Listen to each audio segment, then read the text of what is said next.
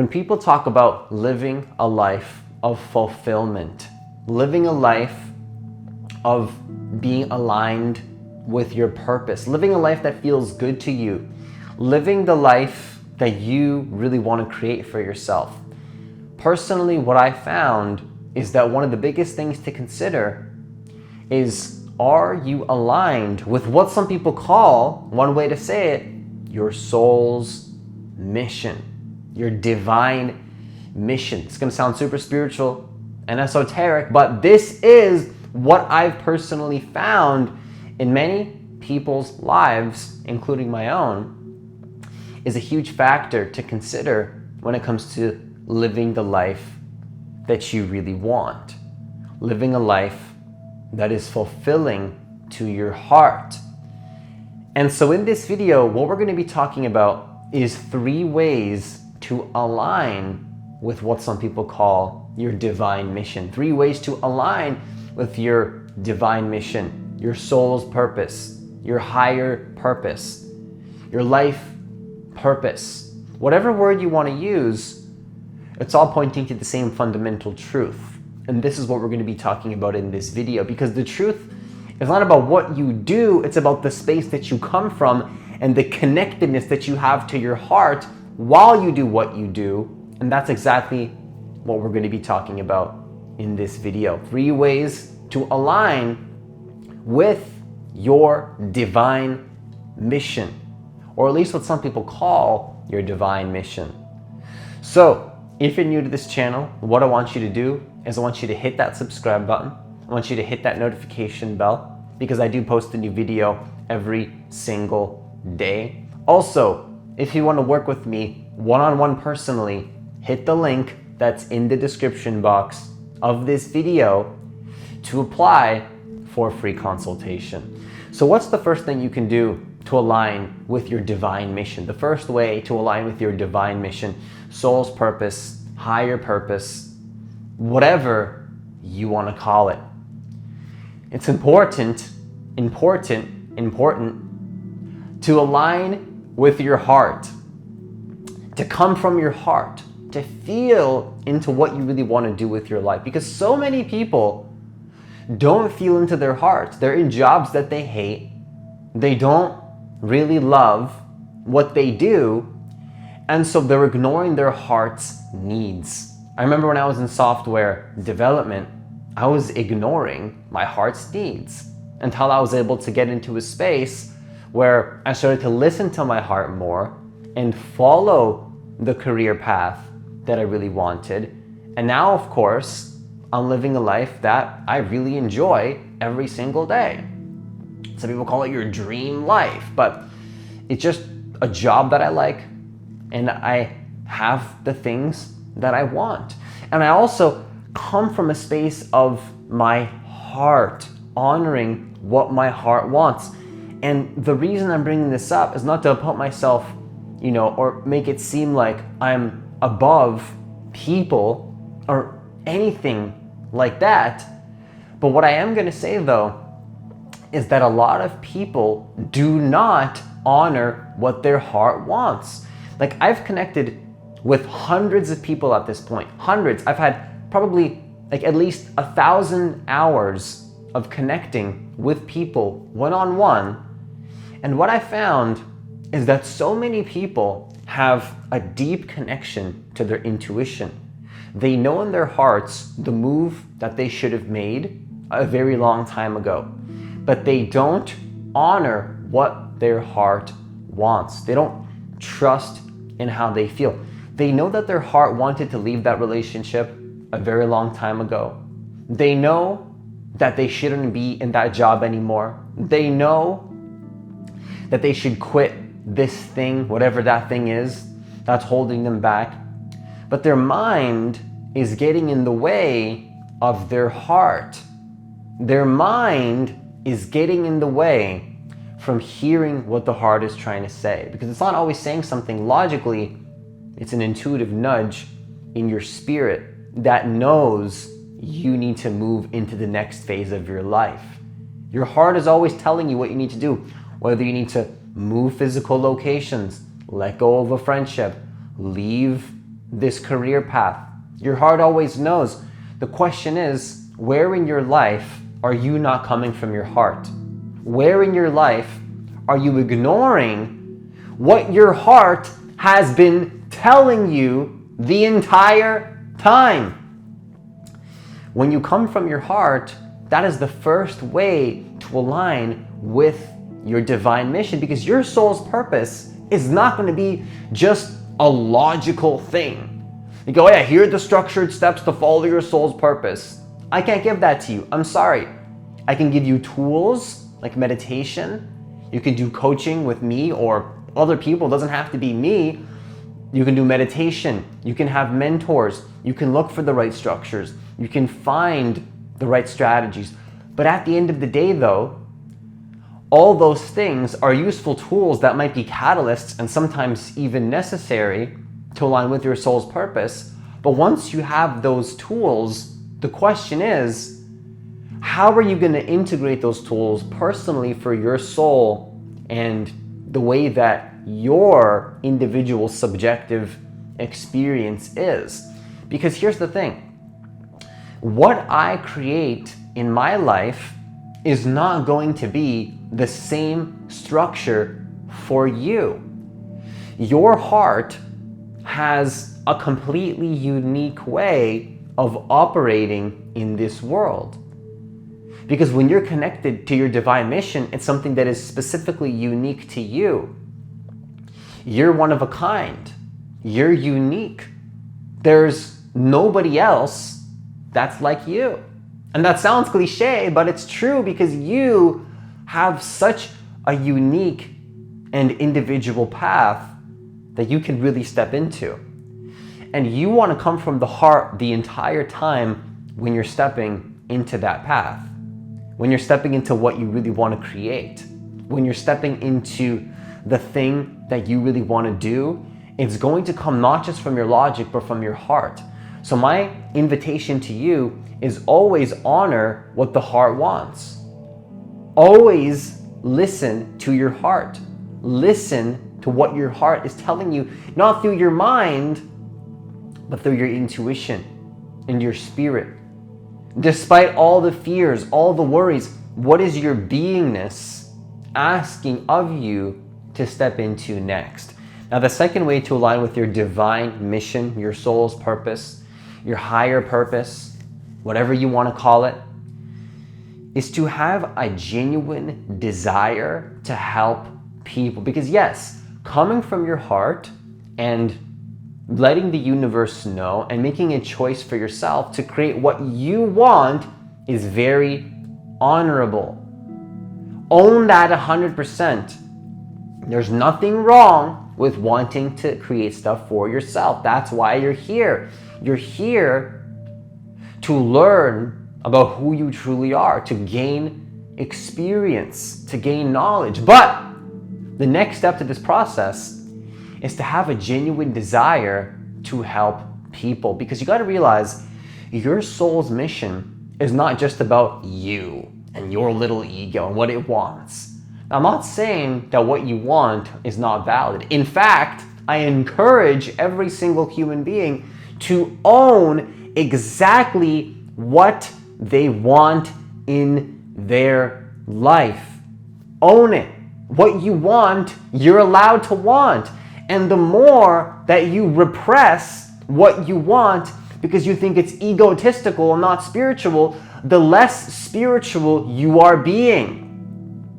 The less you're connected to your higher self when you disregard what your heart wants. When you disregard the fact that you want money and you want to have fun and you want to create things in your life. You are a creator. You came here to be a creator. But the other side of the coin is, are you in it just for yourself, or are you here to serve the world? Because your soul's mission is greater than what we call yourself. Your soul's mission is to serve the world powerfully, to show up in a way that transforms people's lives. It doesn't have to be through YouTube. It doesn't have to be through coaching like I'm doing it. It can be, you can be an artist. You can be a Reiki healer. I can't give you all the examples. There's infinite possibilities for you to step into in your life. And the important thing to consider is how strong of a desire do you have to help people? That's what your soul's mission is about. It's not about how much money you can make. It's about how many people you're here to serve. Have a genuine desire to serve the world, and you'll have everything that you want in your life. And it'll be what I call the win-win dynamic. The win-win dynamic is you win, you get what you want, and you serve people in the process. You raise the consciousness of the planet.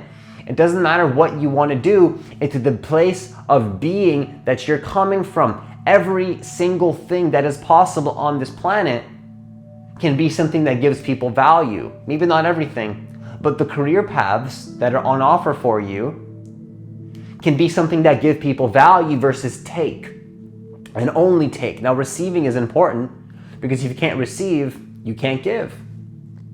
This is why you need to honor your heart, because how can you give anything if you're not open to receiving what your heart needs and wants? And so what you want to do is honor both, but understand, how can you give? How can you give people value in whatever way? Whether you're an artist, comedian, videographer, Reiki master, healer, psychic. A lot of things I mention are spiritual because that's what I resonate with, but it could be very different career paths too that just don't pop up in my mind in these videos because my mind is very biased and goes towards those things.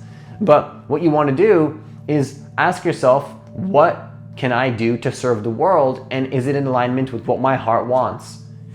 If you can honor what your heart wants and help people in the process, that is what your soul mission is truly about.